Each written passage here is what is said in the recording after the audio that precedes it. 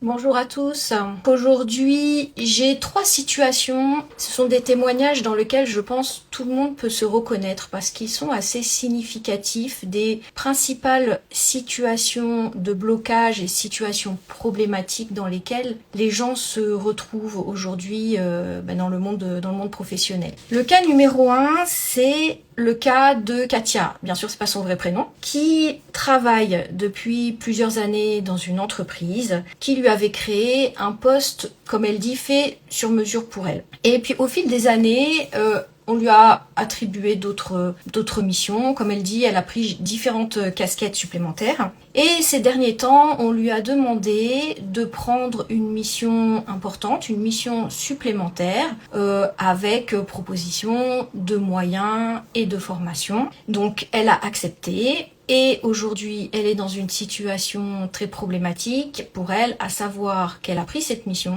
elle a commencé le travail, mais elle n'a vu ni moyens supplémentaires, ni formation. Et aujourd'hui, on lui reproche oralement son travail par rapport à cette nouvelle mission. C'est à tel point pour elle perturbant que c'est un métier qu'elle aime, mais elle aimait la version antérieure de son poste. Mais concrètement, c'est un travail qu'elle aime et elle se retrouve aujourd'hui dans une position où elle se demande finalement est-ce qu'il faut que je change de travail ou est-ce qu'il faut que je monte au créneau pour faire retirer finalement cette mission de mon portefeuille actuel. Donc là, je trouvais que cet exemple était assez parlant des stratégies de beaucoup de systèmes aujourd'hui qui sont vraiment des systèmes assez, on va dire, pervers, c'est peut-être beaucoup, mais oui, on peut utiliser ce mot. Mais on sent que le système, là, il avait repéré Katia quand même depuis le début. Katia, c'est un peu...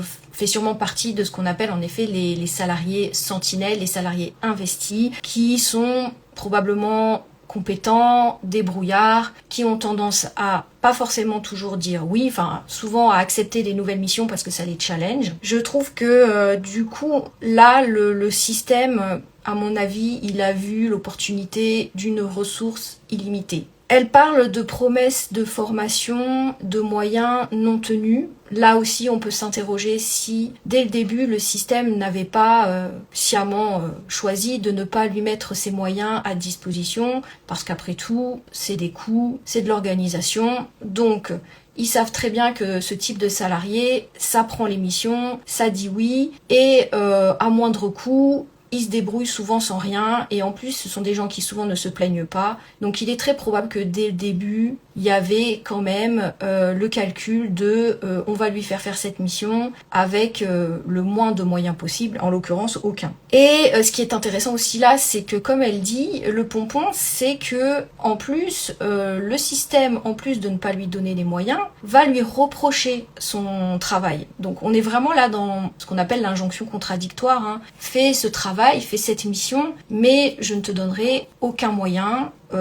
Tu vas devoir te débrouiller toute seule. Donc c'est quand même difficilement réalisable. On est un peu devant une solution un petit peu biaisée et impossible à tenir, parce que comment réaliser une tâche de façon attendue et parfaite si on n'a pas les moyens de le faire derrière. Et en plus, la double peine, c'est qu'on lui reproche ce qu'elle a fait en plus. Et ce qui est intéressant, c'est que ce sont des reproches, évidemment, qui ne sont pas formalisés, ce sont des reproches oraux. Là, ça me fait penser aussi à cette étude que j'avais lue sur le manque de reconnaissance en entreprise. Il y a eu des études qui ont été faites et qui ont montré que malheureusement, énormément d'organisations n'ont en tête qu'une seule chose, c'est l'atteinte de l'objectif. En niant finalement tout le process qu'il y a derrière, toutes les difficultés, les contraintes, donc là en l'occurrence une nouvelle mission sur laquelle elle n'était pas formée, qui demandait des moyens supplémentaires. Donc il y avait aussi cette mécanique d'adaptation qui est complètement niée, et la seule chose qui compte, c'est la réalisation de l'objectif. Et l'étude montrait que même quand c'était un objectif non tenu, pas du fait direct non plus de la personne, de l'employé, c'est-à-dire parce qu'il y avait un cas de force majeure, un problème dans le circuit de livraison ou un problème purement technique.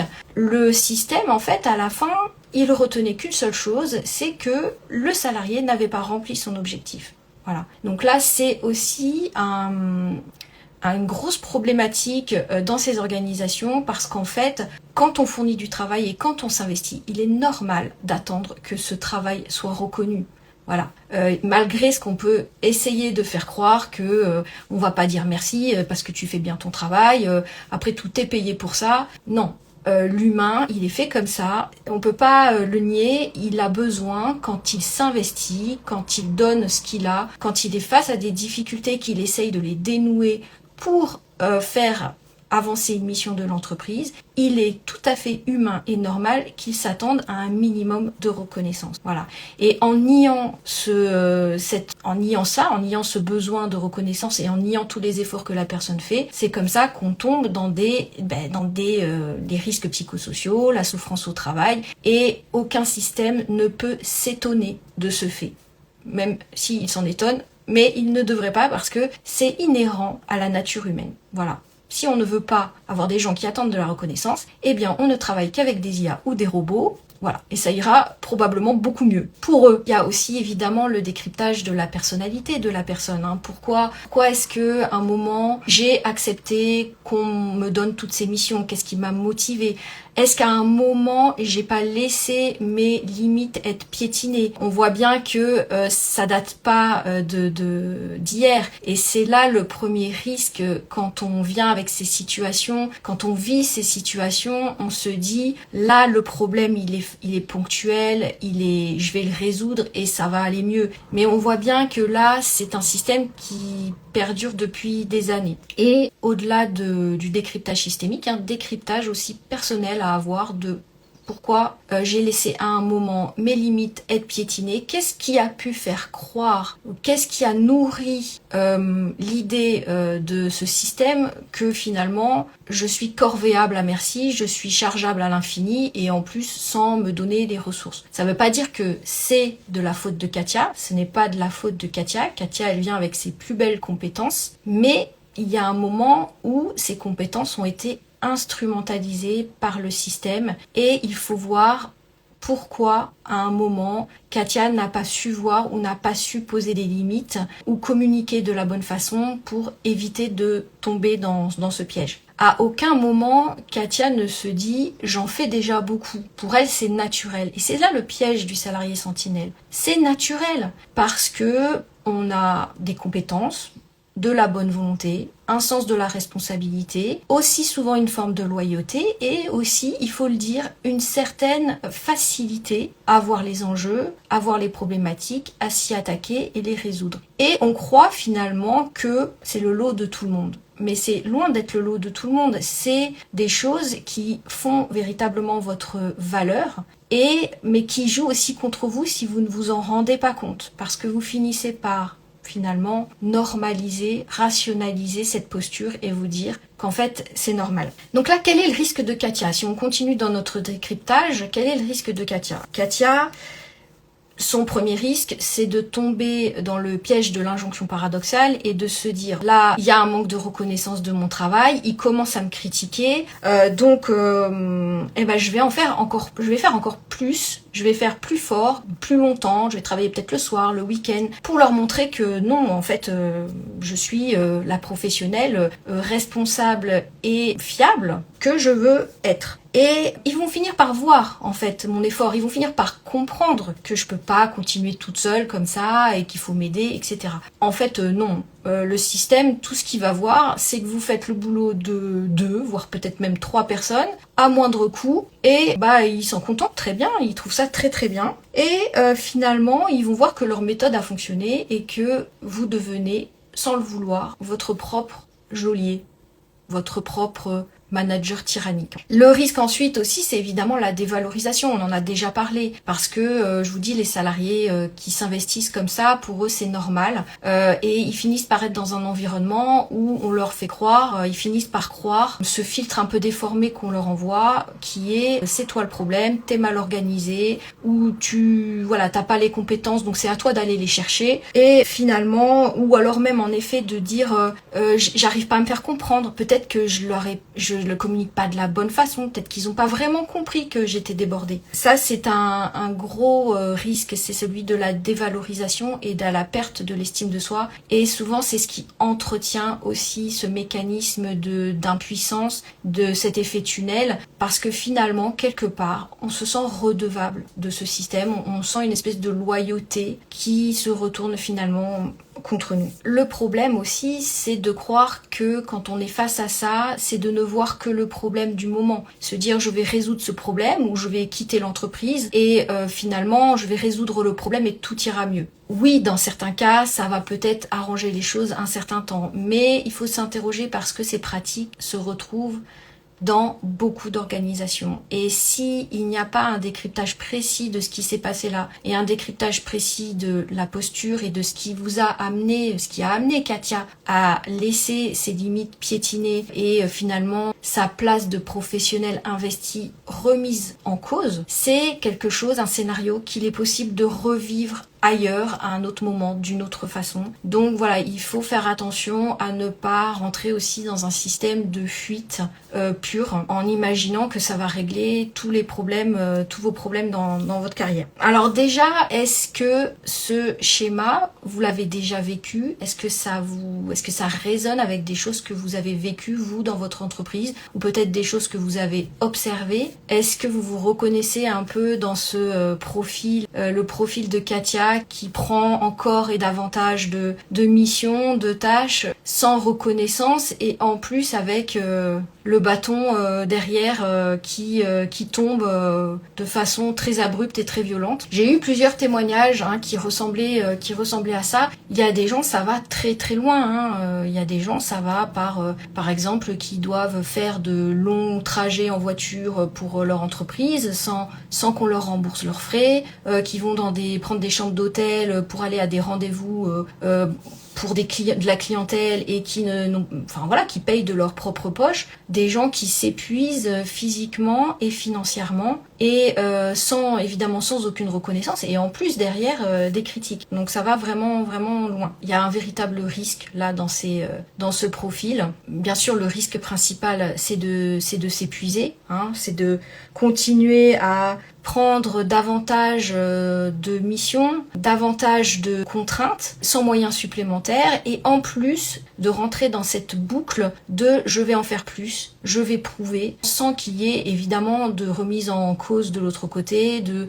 réalisation que vous vous épuisez. Et en effet, comme le dit Stéphie, la seule chose qui importe, c'est l'objectif. Sauf que l'objectif, c'est un indicateur qui est froid, c'est quelque chose qui n'est pas humain, qui ne tient pas compte. Si on ne tient pas compte de toute la pénibilité et de tout l'effort pour arriver à cet objectif, voilà, on ne peut pas simplement réduire tout cet investissement à la simple réalisation d'un objectif. Les entreprises doivent comprendre aujourd'hui qu'on ne peut pas manager les personnes que par l'objectif. Oui, et en plus, avoir cette agressivité quand on met en avant tous les efforts qu'on a mis en place, les entreprises ne peuvent plus avoir des grilles de lecture de la performance qui passent uniquement par les objectifs. Parce que le management, c'est du management de l'humain. Et l'humain n'est pas un robot, c'est pas une ligne sur un tableau Excel. Donc, il faut aussi reconnaître la pénibilité du travail, la complexité de la tâche, les aléas techniques, psychologiques, les réorganisations potentielles que ça implique derrière. Tout ça, je l'avais déjà traité dans la comparaison entre le travail prescrit et le travail réel. Le travail prescrit, c'est juste je vais d'un point à un point B dans un monde idéal sans que rien ne se passe de façon linéaire. Et voilà, mais le travail réel, souvent, c'est pas ça. Le travail réel, c'est des tas d'aléas, c'est quand vous gérez de la clientèle, le client aussi, c'est un humain. On peut pas simplement appuyer sur un bouton et dire on va y arriver en prononçant le mot magique, je vais réussir à vendre, ou voilà, quand on met en place une nouvelle mission, on l'a jamais expérimenté, on ne peut pas dire que ça va marcher du premier coup, parfaitement, il va y avoir des aléas, voilà. Donc toutes ces choses-là, l'entreprise devrait l'intégrer dans sa grille de lecture de son management et reconnaître que un objectif, c'est aussi tout un cheminement. Voilà. Et actuellement, il y a beaucoup d'endroits où ce n'est pas le cas. Voilà, on va juste regarder l'objectif, le petit schéma, comment on appelle ça là, les boards, les couleurs vertes, rouges ou le joli schéma qu'on présente au DG. Voilà, c'est tout ce qu'on va regarder. Et ça, c'est vraiment très problématique et c'est un des principaux facteurs aujourd'hui de souffrance. Pour continuer avec ce cas, là, si je devais travailler avec Katia, il y a un gros travail à mon avis qui est aussi finalement autour de la définition et la mise en clarté de son vrai périmètre aujourd'hui, son périmètre qu'elle souhaite avoir, qu'elle souhaite prendre, dans laquelle elle a de l'impact, et de restaurer une forme de légitimité. Donc évidemment, il y a un travail sur la posture, il y a un travail sur la communication, poser des limites de façon factuelle, sur cette inadéquation entre l'objectif et les moyens. Il faut sortir du schéma « je vais essayer à tout prix, ok, je vais me débrouiller » à « non, je vais poser mes conditions nécessaires à la réussite du projet ». Vous voyez, c'est pas tout à fait la même façon de communiquer. Une petite astuce d'ailleurs, quand on critique votre travail, il ne faut jamais accepter d'avoir des critiques généralistes du style c'est nul, c'est insuffisant, tu peux faire mieux. Non, le feedback doit toujours être, il doit être posé sur des faits avec des marges de progression qui sont, comme on dit, smart, qui sont, comme on dit, spécifiques, mesurables, atteignables et qui soient aussi réalistes et inscrits dans le temps. Voilà, ça c'est un feedback qui permet aussi d'avoir la visibilité sur une marge de manœuvre. Mais les critiques orales au détour d'un couloir, dans une réunion informelle, sans vous donner véritablement de ligne de conduite, voilà, c'est une petite astuce, c'est demander toujours qu'on vous fasse un feedback sur des points précis pour voir exactement là où votre travail est soi-disant insuffisant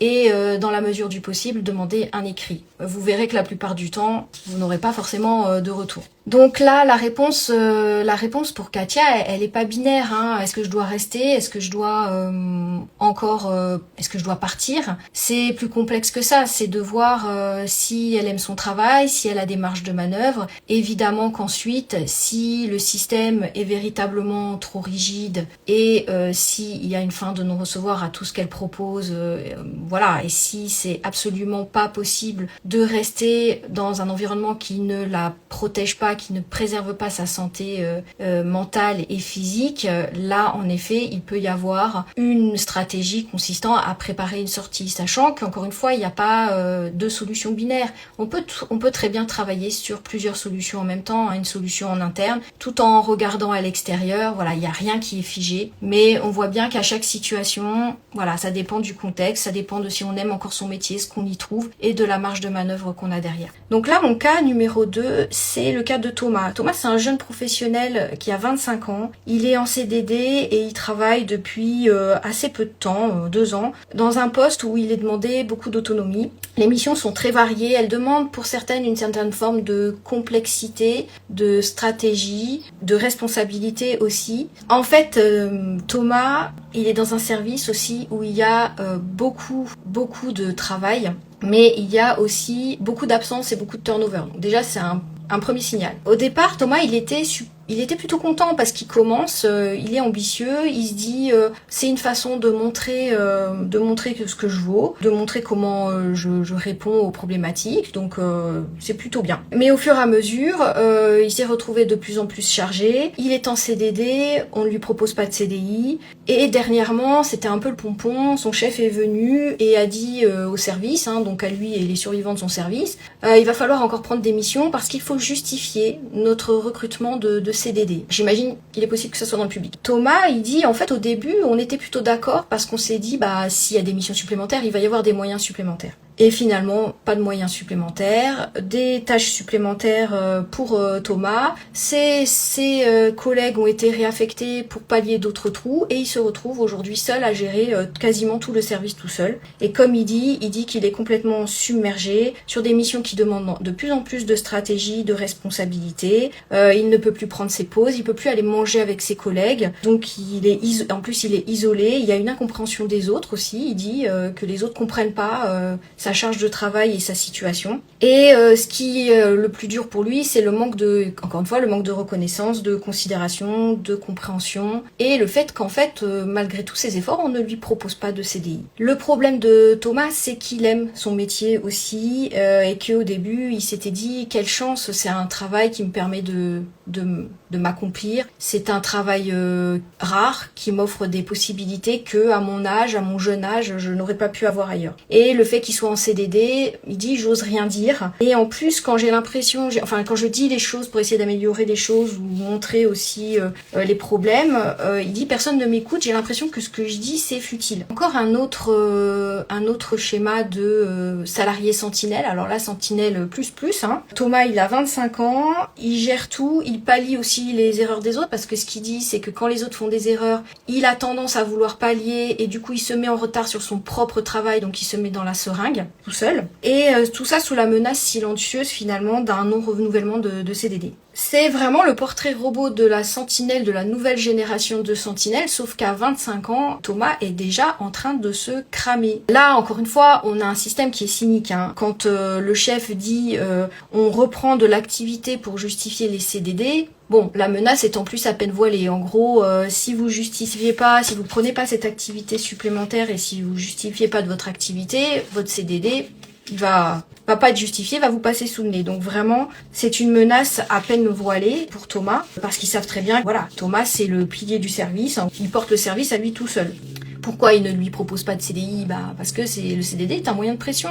La CDI, forcément, s'ils accordent un CDI, ils n'ont plus de moyens de pression. Alors évidemment, pour les managers qui regardent ça et qui se disent elle connaît rien du terrain, oui, je sais que aussi, surtout si on est dans un cas dans le public, il y a des contraintes financières. Mais croyez-moi, quand on veut, et je peux en parler, quand on veut trouver l'argent pour faire des choses, on sait trouver l'argent. Donc, on sait très bien que ce soit dans une entreprise publique et privée, il y a les moyens. C'est juste qu'on décide de les affecter là où on souhaite. Et bizarrement, quand on est face à ces salariés-là, on n'a pas de moyens.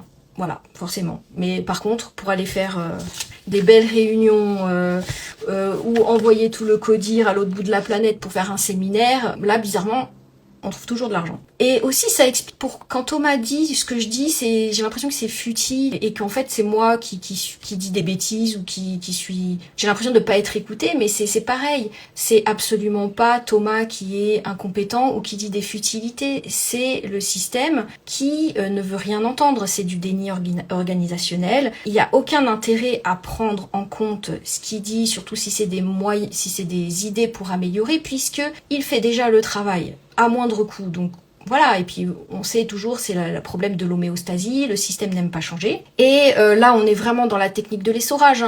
C'est la vision court-termiste des organisations. C'est complémentaire du premier cas. Dans le premier cas, on a une organisation qui ne voit en effet que les objectifs.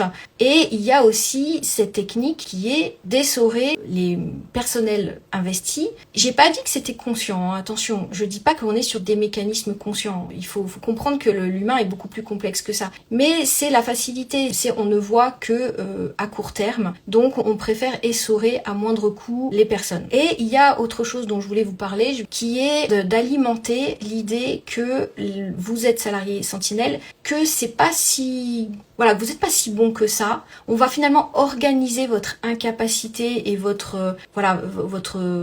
fait que vous n'arriviez pas à faire autant que vous vouliez. C'est une façon de finir par faire en sorte que vous ne voyez plus votre valeur, en fait. Voilà. Parce que Thomas s'en rend pas compte, mais tenir pendant 2 ans ou 3 un système à bout de bras sans craquer, ça relève quand même du miracle. C'est souvent des profils à haute valeur ajoutée. Mais le système va vous faire croire que non, c'est normal, va vous faire croire que vous n'êtes pas aussi bon que ça. Vous voyez, vous êtes en difficulté, vous n'êtes pas aussi bon que ça. C'est un peu une espèce d'illusion. Pourquoi? Parce que si il disait aux gens, vous êtes formidables, oh là là, toute cette valeur ajoutée que vous apportez, mais oui, on va vous donner un CDI, mais oui, la personne pourrait se dire, attends, finalement, oui, je suis bon, peut-être que je peux aller me vendre aussi ailleurs, trouver un meilleur emploi, des meilleures conditions, et ça, le système, à court terme, il n'a aucun intérêt à ce que vous partiez, puisque vous faites le boulot gratuit. Enfin, le boulot à moindre coût. Et Aldostéron prenait cette image qui, moi, m'a beaucoup parlé. C'est comme la personne qui fait un vide-grenier et qui tombe, qui est un spécialiste des tableaux,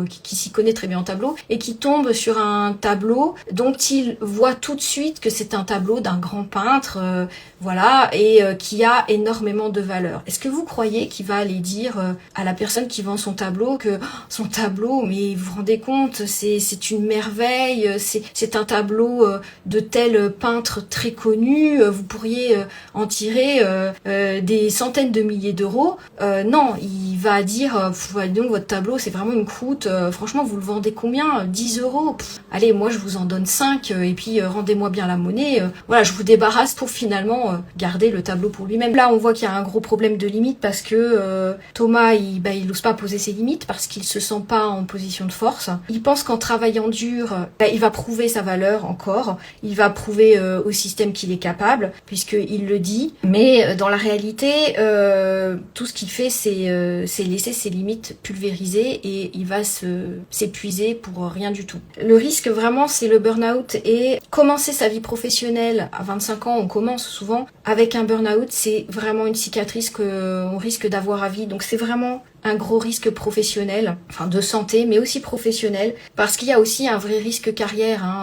Un jeune qui commence, surtout dans un endroit où il souhaite être CDIsé, s'il tombe en burn-out, on sait très bien ce qui va se passer, c'est qu'il va être blacklisté, il va être mis sur la liste des personnes fragiles, parce que c'est comme ça que beaucoup d'organisations voient encore les gens en burn-out, comme des personnes fragiles, qui ont des problèmes psychologiques, qui savent pas gérer leur temps, qui sont trop empathiques, qui font trop.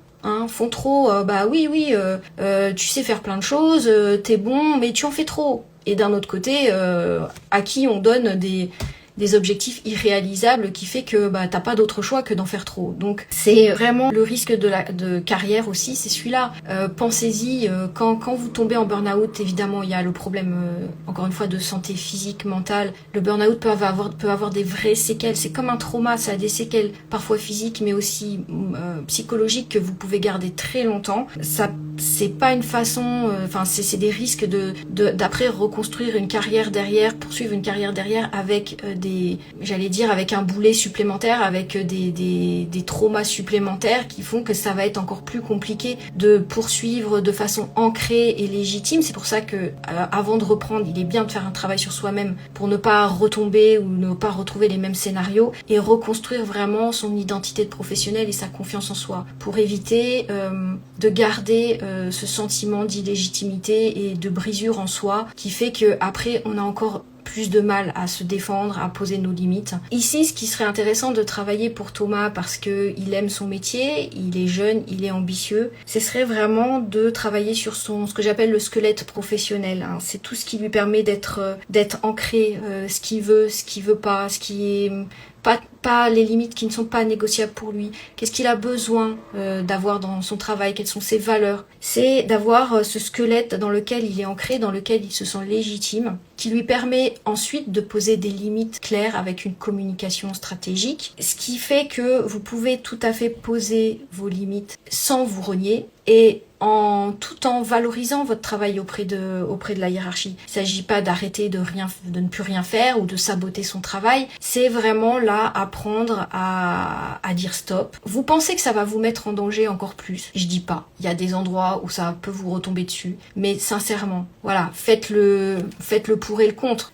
Qu'est-ce qui vaut mieux? Provoquer la colère d'ego de votre manager qui de toute façon n'a pas de moyens objectifs à vous opposer s'opposer, dire j'ai pas les moyens pour faire cette mission, pour œuvrer dans l'intérêt de l'entreprise, quel manager va aller dire c'est complètement idiot ce que tu dis. Mais il peut y avoir des gens dont l'ego est piqué, mais qu'est-ce qui est plus important? Préserver l'ego de votre manager ou préserver votre santé mentale? Donc oui, il peut y avoir des réponses qui sont piquantes, et c'est aussi pour ça que moi dans mes accompagnements, je travaille aussi sur cet ancrage et cette neutralisation et cette affirmation de soi qui permet de comprendre que les critiques, les pics, ce ne sont pas des choses qui... Enfin, c'est pas contre votre valeur, ça ne remet pas en cause votre valeur. Ça en dit plus sur la personne qui vous le dit que sur vous-même. Mais ça s'apprend. Ça s'apprend. Moi-même, j'ai dû l'apprendre. Pendant longtemps, quand je supportais très mal les remarques, même les remarques constructives, sur mon travail, parce que je le prenais comme si on me disait c'est toi qui ne va pas. Mais en fait, non, il faut apprendre vraiment à dissocier ces choses-là. Et ça s'apprend. Et ça s'apprend pas comme ça en claquant des doigts. Donc, il y a un vrai travail sur la posture, un vrai travail pour apprendre à mettre en valeur là où Thomas a de l'impact, pour montrer qu'il a une véritable valeur ajoutée, et aussi après apprendre à ne plus faire toutes ces tâches qu'on ne peut plus faire, arrêter de faire pour les autres et poser véritablement un périmètre clair qui préserve sa santé mentale et physique sans se renier et sans saboter sa carrière. J'avais un troisième cas mais que j'explorerai peut-être dans un prochain live, qui était un cas aussi assez violent que j'ai retrouvé dans beaucoup de commentaires aussi. C'était le problème du harcèlement de groupe, du mobbing comme on appelle ça, quand votre environnement professionnel se met à vous isoler, vous humilier, vous rabaisser, pas forcément de façon très frontale. Là, on pourra explorer ce cas à l'occasion d'un autre live. Là, on voit bien les risques encourus quand on ne pose pas ses limites, quand on ne pose pas un cadre, quand on est dans le brouillard, quand on se sent pas en position de force, quand on se pose des questions sur sa posture. On rumine, on tourne en rond, parfois on est isolé par rapport à ça, on reste dans notre effet tunnel. On s'épuise en fait pour un système qui nous broie. Et c'est pas une fatalité, Je dis pas que c'est toujours facile. Il y a vraiment des systèmes qui sont très problématiques. Il y a des personnalités très manipulatrices. Et ça vient pas forcément en un claquement de doigts. C'est pas une solution comme ça qu'on peut mettre en place tout de suite et tout s'arrange. Mais c'est pas une fatalité. Il existe des portes de sortie. Il est à la fois externe et interne. Et si vous vous reconnaissez dans ces profils, voilà, n'hésitez pas à venir m'en parler. Vous connaissez, si vous regardez mes vidéos, vous avez le petit mot-clé bilan qui vous permet d'aller sur une page qui vous explique un petit peu comment je peux vous accompagner sur une feuille de route personnalisée. Pour ceux qui veulent me contacter, vous me contactez par message privé Facebook ou Instagram. Je lis mes commentaires tous les jours. Il y a besoin aussi de poser de façon objective votre situation, de voir vos priorités. Je parle de situations très spécifiques parce que les managers, vous savez, ils sont pas pas toujours très ouverts à parler de leurs difficultés, parce que eux aussi ce sont des managers, des salariés sentinelles pour beaucoup qui souffrent. La toxicité, c'est toujours une question de limite, et un manager qui se retrouve pris au piège, pris en otage par des salariés toxiques, ça pose vraiment question. Voilà. Et je le dis d'autant plus facilement que j'ai été manager pendant 20 ans, j'ai eu des salariés toxiques, même si je vous assure que j'ai beaucoup plus souffert de managers toxiques que de salariés toxiques ou d'agents toxiques, mais j'en ai eu, et ça pose un vrai problème aussi. Mais ça pose aussi un problème, encore une fois, de cadre. Comment un manager peut se retrouver acculé dans le public? Oui, je sais que c'est pas facile. Ça pose encore une question de cadre et de limite qu'il est intéressant d'interroger.